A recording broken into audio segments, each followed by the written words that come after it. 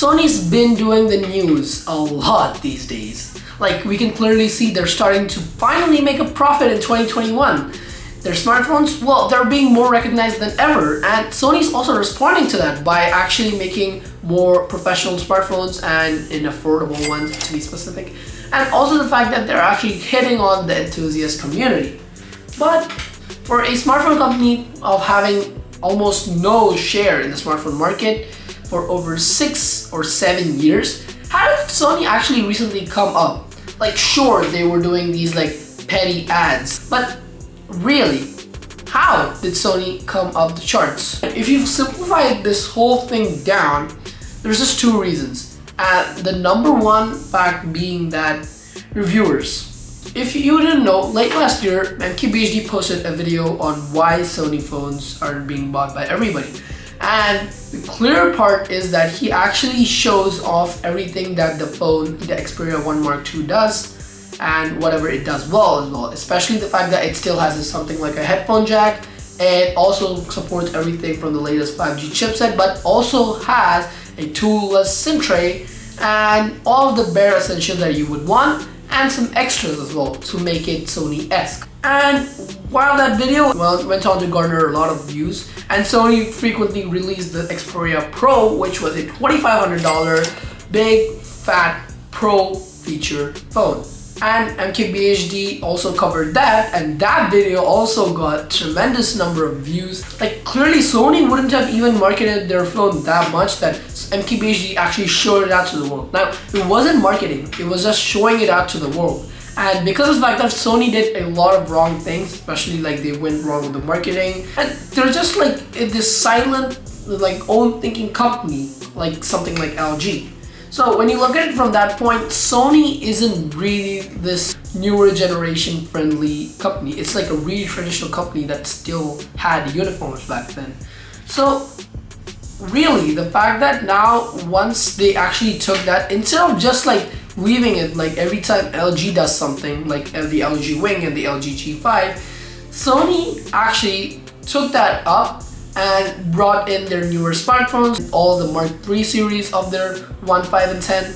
So when you look at it from that point, Sony really did scoop up all of the media and the attention that they could. And in also the fact that their Pro lineup of features, while yes, they don't really sell in numbers, they actually just sit there to show what kind of a company Sony is. Like, if you take in consideration all of their phones, everything from the 1 series to the Pro series to the 10 and the 5, you can clearly see that Sony really emphasizes on professionals and manual control. Like, they're so obsessed with manual control, they're the exact opposite of Apple. And also, they give a lot of freedom. Headphone jack, USB-C, and acting like a monitor, and it runs on clear Android, stock Android, with just a little bit of a Sony overlay on it. So you can see that Sony's more like liberating to its users, but at the same time, like, that's just clearly not enough. Like, a YouTube video clearly can just blow up a company. And you are right, because that brings us to the main reason that we're talking about this whole video today. The main reason is LG. And you might be like, excuse me? Like, didn't just LG actually go out of the smartphone market right now? How did LG help Sony? Like, oh, okay, so Sony bought LG's mobile game. No. Oh, okay, so Sony bought something out of LG, like its marketing team or something like that. No, Sony did not buy anything from LG. But when many people saw the fact that LG was dying around that April mark, they clearly noticed something, that these vintage smartphones, at least these vintage smartphone brands, weren't really given enough of appreciation. And given that that's what happened to LG, Sony was also put into that cage. But before actually Sony could actually disappear from the market, which meant that Sony was garnering many people's attention on seeing that they're actually giving so much of stuff for the money.